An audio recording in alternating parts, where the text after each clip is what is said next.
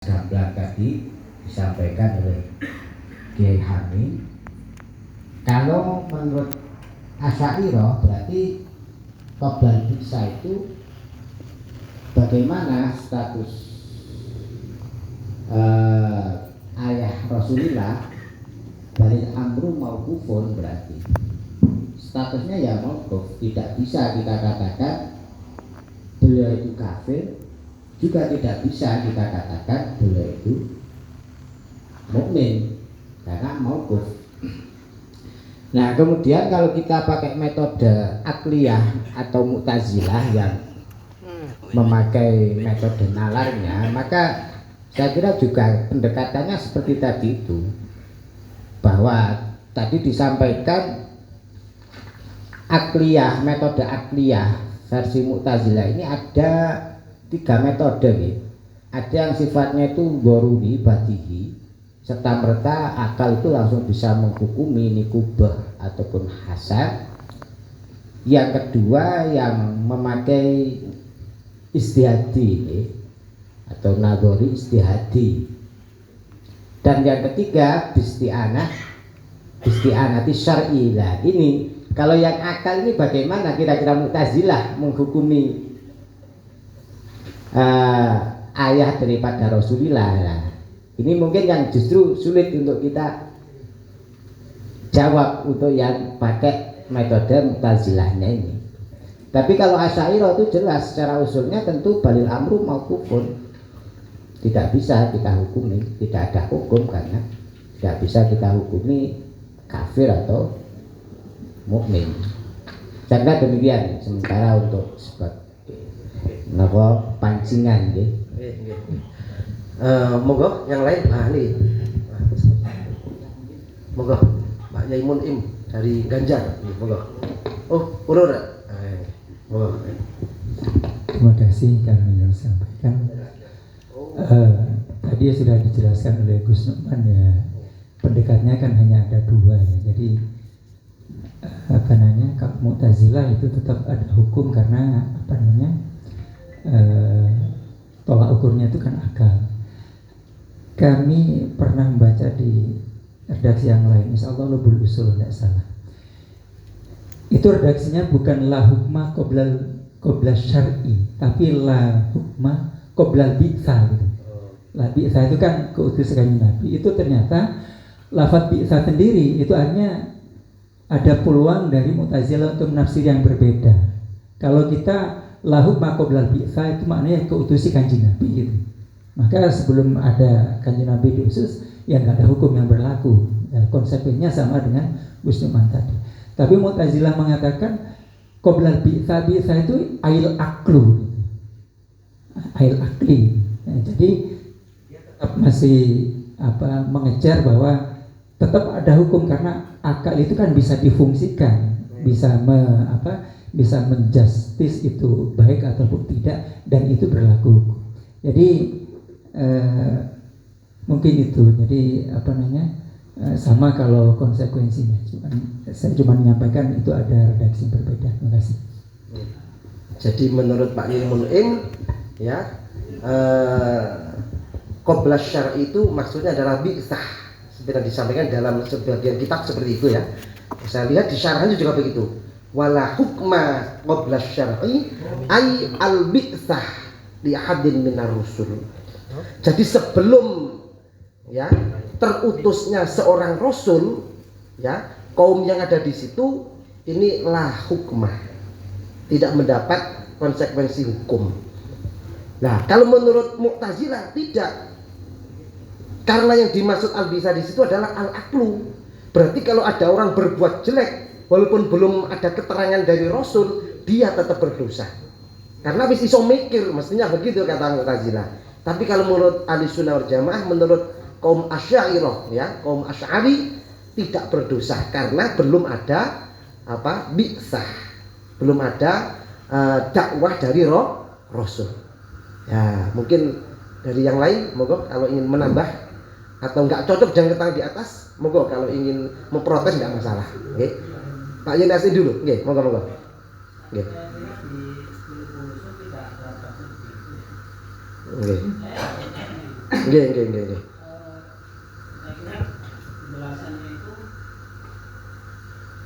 konsekuensi dari usulnya Mu'tazilah itu dari awal kebaikan dan keburukan itu diakui. Nggih. Jadi bukan pisah itu kemudian jadi yang dimaksud akal, bukan. Dari awal memang syara itu nomor 2. Iya. Makanya kalau sesuatu itu sebelum ada syarak bagaimana, Mu'tazilah ya otomatis tetap bisa dihukumi karena sudah pakai akal. Jadi tidak ada redaksi qoblal bisa atau ba'dal bisa. Oh gitu. Nggih. Dipun mungkin dari Pak Yai Ulum monggo. Nggih. Barangkali ada yang perlu dijelaskan. Coba ya saya.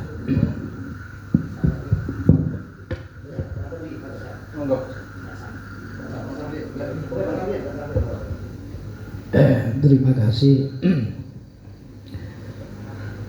Tadi sudah terjawab dari apa yang ditanyakan, bahwa yang namanya Hasan dan Qobih antara dua pendapat ini berbeda, antara dua kelompok ini berbeda, sehingga dari perbedaan ini seterusnya akan berbeda, dibuktikan dengan al-amru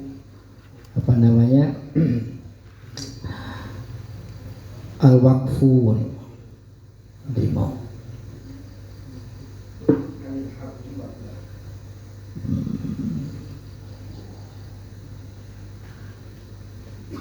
Mauquf dibuktikan dengan itu. Artinya apa yang sudah disampaikan oleh Gus Nukman itu menjawab dari yang ditanyakan. Hanya saja di awal dari penanya mengatakan ini banyak sekali, untuk membahas masalah ini belum ditemukan. Kalau kita jawab dengan mauquf, ini tentu masih ada peluang untuk terus dikejar. Sehingga bagaimanapun yang namanya ayahnya Nabi Muhammad ini bisa dikatakan apakah itu Islam ataupun tidak, melihat dari terbukti Nabi sendiri mensyahadahkan pada ayahnya. Menurut kami di luar dari jawaban itu, untuk bagaimana agar supaya masalah ini tidak bisa dikejar. Kalau hanya dengan masalah mauquf itu bisa dikejar, adalah Nabi Isa.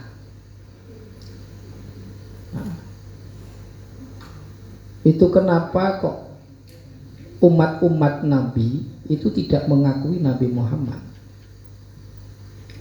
Karena umat-umat Nabi yang tidak mengakui Nabi Muhammad itu tidak mengakui tidak melihat umat Nabi Musa yang berbuat dosa, tapi yang dilihat adalah Nabi Musanya, Nabi Isanya, sehingga Nabi Muhammad itu dianggap bukan nabinya. Kalau andai umat Nabi yang kafir ini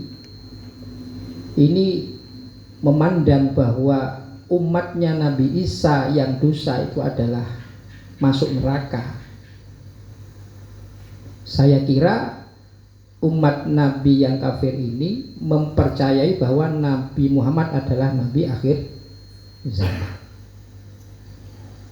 Sehingga ayah Nabi ini kalau kita geret pada masalah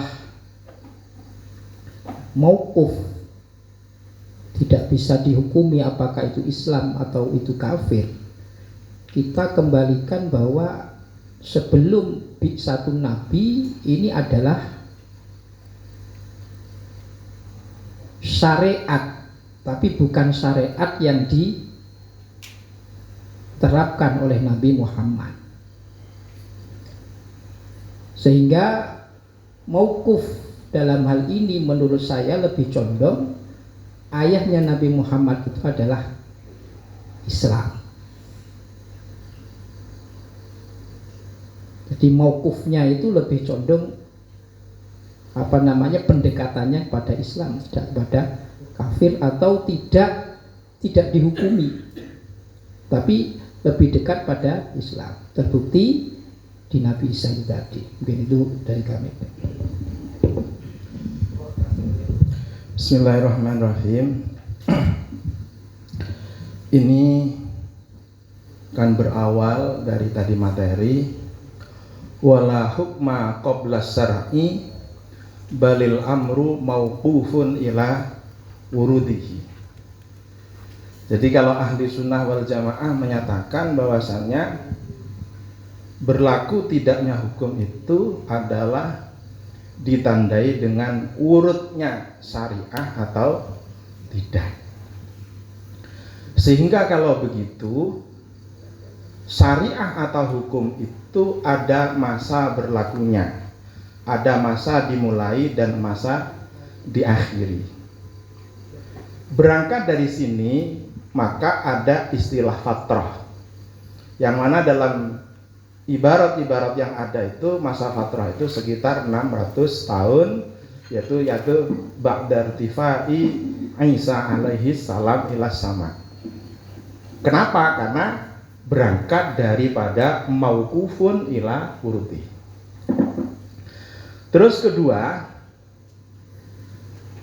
berdasar pandangan Mu'tazilah, karena Mu'tazilah itu menyatakan tidak ada istilah mauquf. Pandangannya itu tendensinya adalah akal. Sedangkan akal itu mulai zaman awal zaman Nabi Adam sampai akhir, akal itu terus nyambung-menyambung, tidak ada jedanya, tidak ada pendingnya, dan tidak ada fatrahnya. Nah maka kalau itu berlaku berarti ya baik, buruk ya buruk. Sekarang kita langsung fokus pada pertanyaan, bagaimana status daripada orang tua Kanjeng Nabi Muhammad SAW? Memang kalau tadi berangkat dari apa yang disampaikan oleh Kiai Haji Samsul Mu'in, memang mauquf kalau tidak dilanjutkan pada dalil-dalil yang ada.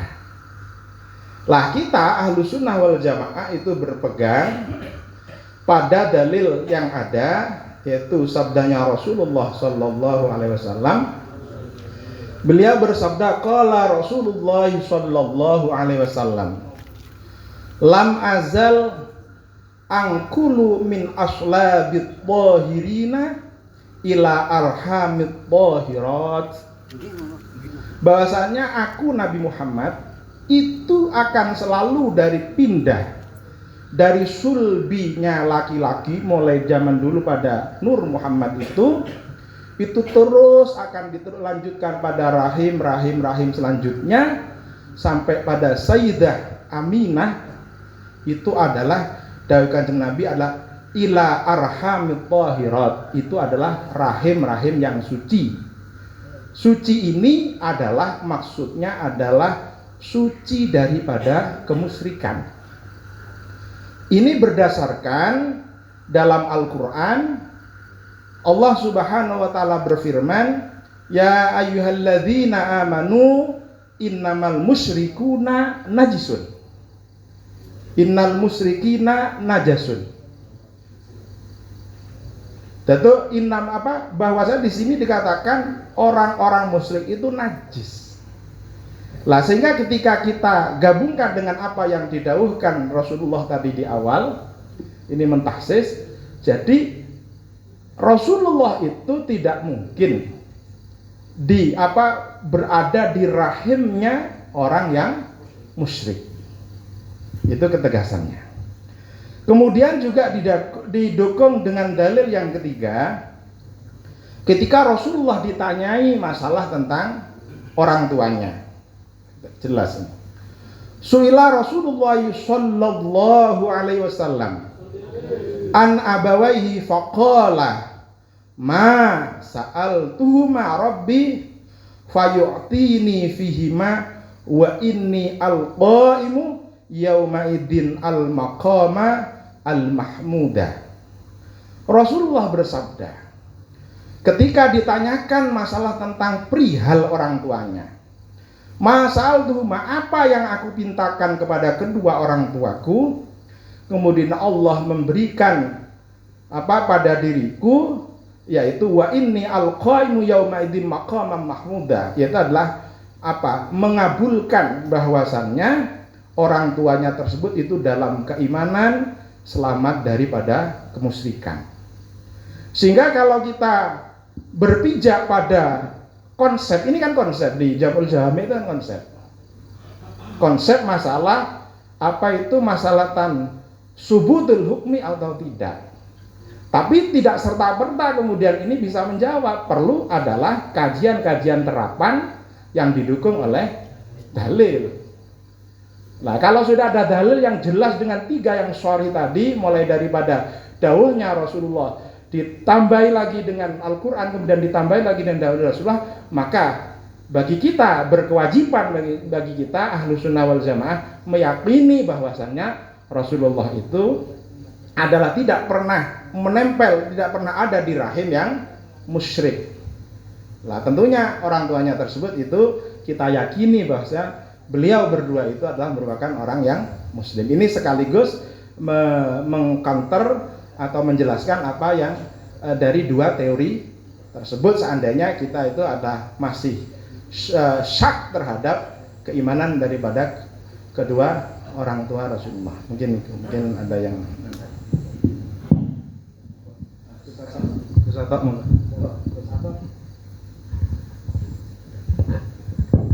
Oke, selanjutnya Gus Atok dari Pondok Arifai Ketawang. Kalau saya ini terlepas dari perkhilafan ahli sunnah dan mu'tazilah menyikapi tentang fatrah sendiri, seperti disampaikan oleh Sa'il tadi, ahlu sunnah pun khilaf memang. Berawal bahwa apakah bahasa wala hukma qabla syar'i ayil bi'sali akhatin minar rusul, bahasanya harus kita ingat minar rusul, bukan rasul. Rasul itu jamak ya, artinya sebelum adanya seluruh rasul, maksudnya gitu berarti. Artinya bahwa akhirnya di bawahnya itu, apakah ini hanya terkait masalah urusan furuk saja atau furuk wal usul? Furuk itu berarti furu'iyah syariat nih, syariat, sholat, puasa dan seterusnya. Kalau usul berarti tauhid. Lah, itu memang khilaf. Kalau Imam Nawawi itu lebih cenderung tetap disiksa untuk yang ubadatul authan, walaupun masa fatrah. Kenapa? Karena urusannya bukan masalah furuknya. Oke, kalau masalah furuk ittifaqlah, tidak tertaklif. Tapi masalah tauhidnya, walaupun belum ada rasul, tapi bagaimanapun informasi tentang tauhid itu sudah dibawa oleh nabi-nabi sebelumnya. Sehingga ini yang dipahami oleh Imam Nawawi, seperti ubadatul awsan itu film zaman fatrah ya tetap disiksa gitu. Kalau bahasanya di sini gini, tambihun, kaulu, semuanya punya lah ini, sama-sama yang kita ngaji di Lirboyo tapi yang di tengah. Wala hukma qabla syar'i zahiruhu annahu la farqa fi dzalika bainal usul wal furu'. La farqa bainal usul wal furu'. Faman lam tablughu da'watun nabiyyin la yajibu alaihi tauhidun wala ghairuhu. Wahtalafa fi ahlil fatrah. Harus kita akui memang ada khilaf nih.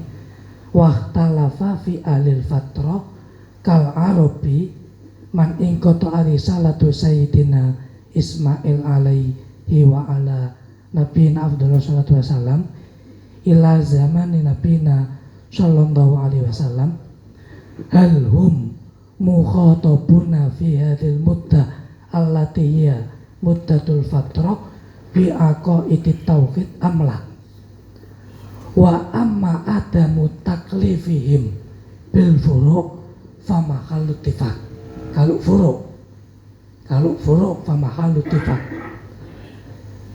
Dzaba ilal awal jama'atun qailna annahum wa illam tablughu da'watun nabiyyin mursal lahum faqad balaghathum da'watu man arsala ila ghairihim ka sayyidina Musa wa Harun wa Sulaiman wa Daud ila akhirih. Akhirnya gini, ila angko saja. Wa hadza sharihun fi subuti taklifi kulli ahadin bil imani, ya, taklifu kulli ahadin bil imani ba'da wujudi dakwati ahadin minar rusul. Ba'da wujudi dakwati ahadin minar rusul. Bukan furu' ya, tapi iman. Taklifu kulli ahadin bil imani ba'da wujudi dakwati ahadin minar rusuli wa illam yakun mursalan ilaihi. Walaupun rasulnya itu tidak diutus kepada beliau. Iya. Nah, bagaimanapun sudah ada rasul kalau urusan tauhid gitu. Kalau furu' oke lah, gak sampai. Tapi kalau tauhid kan sampai. Itu. Sehingga wa fi ta'dzibi ahlil fatrah wa fi ta'dzibi ahlil fatrah bitarkil iman wa tauhid wa hadza i'tamadahu an-Nawawi fi syarhi Muslim haitsu qala fi hadisi Muslim anna man mata fil fatrah ala ma kanat alil arab min ibadatil ausan fahuwa finnar. Tapi ya tetap khilaf nih. Wa ilasani jumhurul asyairah minal mutakallimin wal usuliyin wal fuqaha syafi'iyah wa ajabu amma sokha min ta'dzibi jamaah min alil fatrah bi annahu khobaru akhar. Jadi bagaimanapun kita harus mengakui terlepas dari konsep Mu'tazilah tentang Husn wal Quba itu teorinya akal, bahwa al-fatrah itu memang ada khilaf kalau urusan tauhid. Itu yang akhirnya saya kira menjadi pondasi tentang khilafnya orang tua Nabi gitu. Saya simpulkan dulu ya, intinya kaum yang ada di zaman fatrah itu ulama berbeda pendapat, ngoten ya. Ada yang mengatakan mereka itu mukallaf, ada yang mengatakan tidak mukallaf. Kalau yang mengatakan mukallaf kok melakukan dosa, ya, yang dosanya itu berhubungan dengan usul yakni tauhid, seperti menyembah berhala, maka mereka ya disiksa, mu'adzabin, disiksa, ya. Karena ada hadis innaman mata fil fatrah ala ma kanat alaihi arab min ubadatil ausan fahuwa finnar. Ini pendapat yang mengatakan bahwa orang di zaman fatrah itu terkena hukum taklif, harus melaksanakan akidah dan harus beriman gitu ya. Nah, dalilnya itu ya. Kalau menurut qaul tsani yang didukung oleh jumhurul asy'ariyah ya, dan didukung oleh al-fuqaha asy-syafi'iyah ya, mereka tidak disiksa gitu ya. Kenapa? Karena hadis yang mengatakan bahwa orang di zaman fatrah itu disiksa, hadisnya itu ahadun ya, hanya perorangan, kurang kuat gampangnya ngaten ya. La yu'aridu al-qat'a bi adami ta'dzibin. Hadis ini tidak bisa menentang ya pendapat yang mengatakan adami ta'dzibihim, bahwa orang di zaman fatrah tidak disiksa oleh Allah karena berdasarkan ayat wa ma kunna mu'adzibina hatta nab'atha rasulah. Walaupun tadi ada pendapat ya, orang di zaman fatrah itu walaupun tidak ada nabi, tapi kan ya, dia pernah mendengar dari nabi-nabi sebelumnya. Nah, mestinya kan berpikir lah gitu ya. Ya memang khilaf gimana lagi ya kan. Jadi intinya kaum di zaman fatrah itu ya, ba'dul ulama mengatakan mu'adzabin, akan disiksa oleh Allah kalau melakukan maksiat, yakni tidak beriman gitu ya.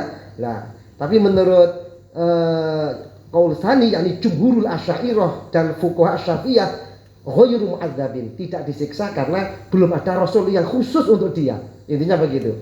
Ya, kalau yang pertama tadi tidak harus rasul yang khusus dia. Ya, yang penting ada rasul sebelumnya sudah cukup. Ya. Tapi ya. di garis bawah ini Nggih, bahwa ini terkait masalah furu' wal usul. Nggih. Kalau usul seperti tadi, Oh ya, khilaf. walaupun tidak ada rasul khusus, tapi ada rasul sebelumnya. Ya, nggih. Nah, tapi kalau urusan furu' wajar, Itu kalau Pak. zaman fatrah itu dia tidak tertaklif karena furu' Nggih. tidak sampai pada dia. Gitu. Oke, bisa dipahami. Saya ulangi. Jadi kalau masalah furu' ya, masalah carane sholat, carane poso dan sebagainya, itu ulama sepakat bahwa kaum di zaman fatrah itu seandainya melanggar syariat yang bersifat furu', maka tidak berdosa. Itu ulama sepakat. Ngoten nggih? Ya. Baiklah, mari kita dengarkan pemaparan yang akan disampaikan oleh ahli bahasa masyarakat kita ya, Ketua LPM Jawa Timur, beliau Gus Hamim Khudori ya. Masya Allah, yang musyawarah di sini tidak sembarangan ya ternyata, para kiai ulama-ulama yang al-alim alama ya. Makanya moderatornya perlu saya sendiri kok gitu ya. Guyon ya, monggo. Nah, kalau tadi yang disampaikan Pak Ulul ini tokoh Basnu Masail Malang Raya, sekarang tokoh Basnu Masail Jawa Timur Kiai Hamim Khudori. Nah, monggo. Baik, saya kira sudah jelas. Pertama, kalau yang ditanyakan adalah misalkan orang tuanya Nabi, walidun Nabi atau najati Abi Thalib dan seterusnya, itu memang butuh dalil maksus karena ada keistimewaan. Tapi bila yang ditanyakan itu adalah di masa fatrah, itu bagaimana hukumnya kalau yang dimaksud itu adalah tauhidnya, bukan yang dimaksud adalah hukum puasa, hukum sholat. Kalau hukum puasa, hukum sholat dan lain-lain, saya kira ini sudah jelas karena wala hukma maujud qabla syar'i, seperti tadi itu ada kalanya qoblal bi'sah tidak ada hukum, adanya atau ba'dal bi'sah tapi lam tablugh dakwah, ini juga tidak ada hukumnya. Pertanyaan ini nanti bagaimana kalau terkait tauhid? Tauhid itu dalam akidah Asy'ariyah itu bukan hukum nakli tapi hukum akli. Maka kalau dalam teori belajar ilmu tauhid itu kan tidak benar kalau kola, tapi yang benar adalah kultu. Kalau dia masih kola berarti adalah taklid. Sementara taklid itu uhtulifa fisihatihi, begitu. Uhtulifa fisihatihi. Lalu ini khilafnya panjang, akhirnya oleh Imam Ghazali itu dikupas tuntas. Di dalam ijtihad ketauhidan itu sesuai dengan derajatnya masing-masing. Ada kalanya derajatnya ulama, ada derajatnya Arabi. Derajatnya Arabi itu yang dicontohkan dalam kitab-kitab itu diantaranya ada ulama besar, gitu ya, profesor, doktor, kiai haji kalau sekarang. Itu bingung bagaimana cara membuktikan adanya Tuhan. Itu dia bingung. Terus dia bingung ditanya oleh seorang yang ngarit itu. Kemudian ditanya itu yang profesor, doktor, kiai haji tadi itu.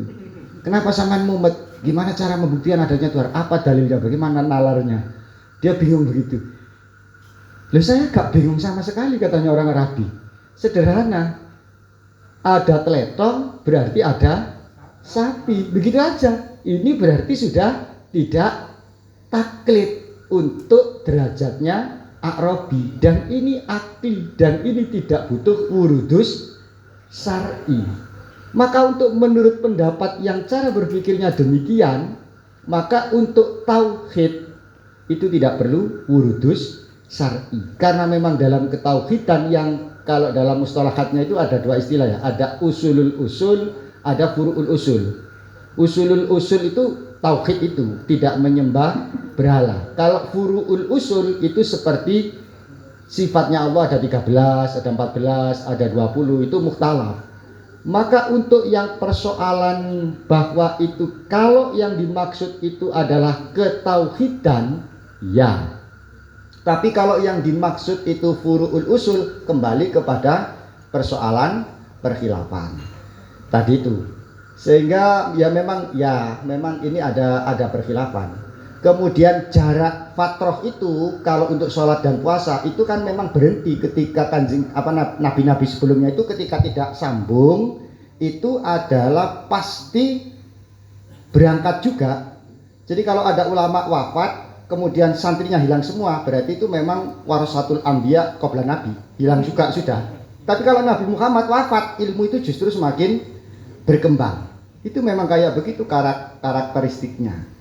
Jadi ketika ba'da wafatin Nabi itu memang ilmu itu juga berikutnya adalah diangkat sehingga akan terjadi masa fatroh. Ketika masa Rasulullah itu wafat itu justru semakin berkembang hingga hari ini 4 madhab. Lah 4 madhab itu kalau dalam fikih itu madhab yang paling lengkap dan detail, ini bagian dari Syukrul Mun'im itu adalah madhabnya Imam Syafi'i. Tidak ada menurut penelitian oleh sarjana-sarjana zaman dahulu, tidak ada yang selengkap dan sedetail mazhabnya Syafi'i, baik itu nas ataupun manhaj. Jadi nas itu maksudnya Imam Syafi'i bikin al-um, kemudian dari al-um itu dikembangkan menjadi Mukhtasar Muzani, itu lengkap sekali nasnya para imam itu sehingga hukum itu detail. Kemudian secara manhaj atau qawaid usuliyahnya ada al-um, terus berkembang jamul jawami. Ya kita musyawarah ini bagian dari melanjutkan tugas-tugas risalah kenabian karena kita adalah bagian dari umatnya Kanjeng Nabi Muhammad dan dari madhab Syafi'i. Itu keistimewaan dari madhab Syafi'i. Untuk furuknya akan terus berkembang. Tapi untuk tauhidnya sudah selesai sudah. Karena akal kita itu bisa berbicara bahwa kalau kita ada, pasti ada yang menciptakan, ada yang membuat kita itu ada. Dan ini tidak perlu dalil apapun selama orang itu waras, maka dia tidak akan pernah berpikir telek itu ada dengan dirinya sendiri. Pasti telek itu entah dari ayam, entah dari sapi dan macam-macam. Oleh karenanya untuk tauhid pasti adalah cara berpikirnya demikian.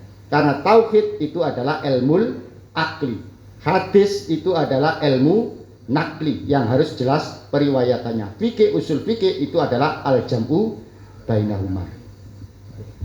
Jadi Sail sudah mendapat kepuasan, belum puas. Nanti kalau belum mendapat kepuasan pulang ke rumah menemui istrinya gitu aja. Ya, karena sudah sedemikian luas tadi disampaikan oleh ya tokoh Basuma Sail Malang Raya maupun tokoh Basuma Sail se-Jawa Timur, nggih. Monggo yang lain monggo, nggih. Pertanyaan lain nggih. Melanjutkan barusan sedikit. Oh, nambah sedikit gimana? Buat enggak apa-apa. Jauh-jauh enggak dikasih waktu kasihan. Monggo. Saya sendiri tadi Kasih ada muskil sedikit bahwa Asy'ariyah itu dalam tauhid itu hanya menentukan secara akli. Karena di tauhid juga dijelaskan bahwa pencarian Tuhan itu tidak akan sampai ke Allah tanpa syar'i. Jadi pencarian Tuhan memang mungkin bisa secara akli, tetapi menentukan bahwa itu Allah itu kan tidak bisa secara akli. Harus syar'i. Sehingga tetap harus ada penentu syar'i di sana. Oh iya, iya. Jadi ini mengoreksi apa yang didawuhkan tokoh Basu Masail Malang Raya maupun Jawa Timur tadi ya. Masya Allah, ini luar biasa, sangat teliti anggota kita ya dalam berbahsul masail dan bermusyawarah ini. Jadi kalau masalah menentukan dunia ini pasti ada yang menciptakan, itu akal bisa. Tapi kalau menentukan siapa nama Tuhannya, ya itu harus syar'i. Tak ngerti karena begini. Nah, jadi yang dimaksud seperti itu ya. Jadi kalau menentukan dunia ini pasti ada yang menciptakan, ada yang membuat, ini akal cukup. Tapi kalau untuk menentukan siapa nama yang menciptakan tadi, ya namanya Allah. Nah itu yang menentukan, yang memberitahu adalah syariat. Ngerti karena begini? Oke, moga ya Ulun. Nggih, betul, kami cuman sedikit mulai saja. Jadi kalau untuk mencapai adanya Tuhan itu memang dengan akal. Tapi Tuhan itu siapa? Maka perlu tambahan syarat. Apa? Misalnya menyatakan esanya Tuhan belum Allah ya, Tuhan wa ilahukum ilahu wahid, itu syar'i Quran. Untuk menuju Tuhan itu namanya siapa? Qul huwallahu ahad. Kalau tidak ada qul huwallahu ahad, siapapun akali secerdas apapun tidak akan pernah menemukan bahwa al-musamma bil ma'bud adalah Allah. Ya, betul ya, ya. Alhamdulillah bisa tuntas. Pertanyaan baru nih. Ibarat ini kalau tadi Asy'ariyah ini Maturidiyah. Nggih, nggih.